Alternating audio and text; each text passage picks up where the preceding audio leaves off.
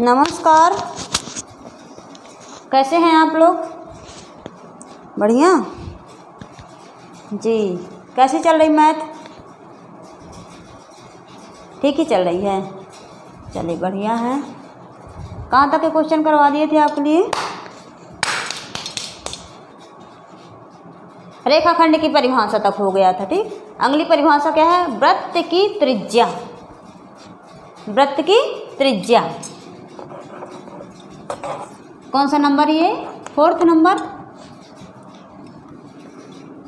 यहाँ लिख देते हैं हेडिंग इस बार, वृत्त की त्रिज्या।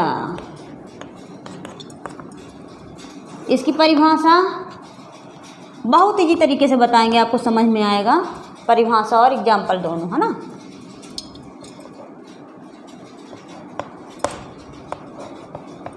वृत्त के केंद्र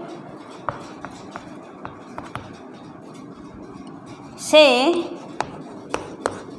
परिधि को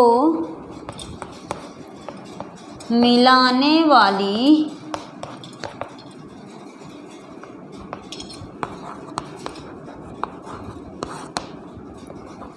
रेखा को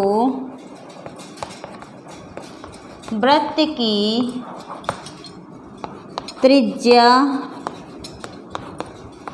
कहते हैं। क्या किसे कहते हैं?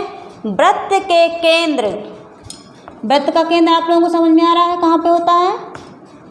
वृत्त के केंद्र से परिधि को मिलाने वाली रेखा को वृत्त की त्रिज्या कहते हैं। ठीक, अब हम बता रहे हैं कि कहाँ पे केंद्र होता है, कहाँ पे परिधि होती है। एग्जाम्पल में आते हैं अपन।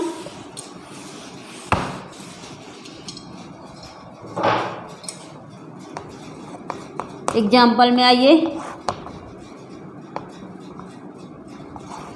मान लीजिए एक वृत्त है। वृत्त, इसका केंद्र यहाँ। देखिए, हम लोग वृत्त किससे बनाते हैं? चूड़ी से ही बना लेते हैं ना। चूड़ी रखेंगे, प्रकार, कॉमन चीज़ क्या है? प्रकार। प्रकार से ही हमको वृत्त बनाना चाहिए। वैसे यहाँ पे वृत्त प्रकार की क्या रखेंगे? नोक रखेंगे, है ना। यहाँ पे रहेगी नोक और इसको ऐसे पूरा घुमा देंगे। घुमा देंगे ना, ऐसा क्या बन जाएगा? वृत्त। तो जहाँ पे हम प्रकार की नोक रखे वो क्या कहलाया? ये हो गया हमारा केंद्र। इसका नाम ओ दे देते हैं, केंद्र। क्या हो गया ये?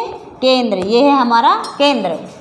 फिर परिधि मतलब पेंसिल के द्वारा जो हमारी परिधि, मतलब चारों ओर दीवार कहें या एक एरिया कहें, इतने में एक एरिया घेर रहा है ना। इसके अंदर का जितना भी एरिया है ये क्या है?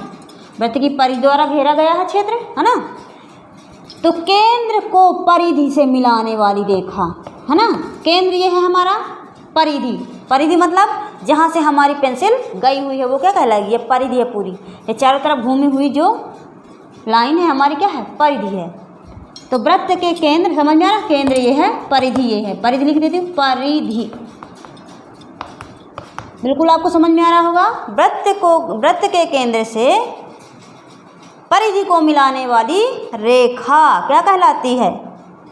वृत्त की त्रिज्या कहलाती है। यदि इसको पीछे भी बढ़ा दें, पूरा ये पीछे इधर कर दें ये पूरा, तो क्या कहलाया भाई? वृत्त का त्रिज्या का दुगुना करेंगे तो क्या आएगा? व्यास। मतलब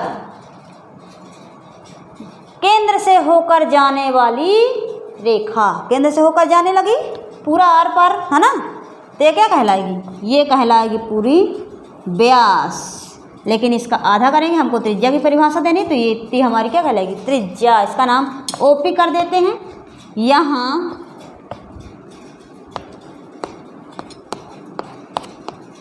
ओपी वृत्त की त्रिज्या है। क्या है? त्रिज्या। हमको त्रिज्या बस बताना है। ये हमारी त्रिज्या मिल गई। आशा करती हूँ कि आपको परिभाषा बिल्कुल समझ में आई होगी।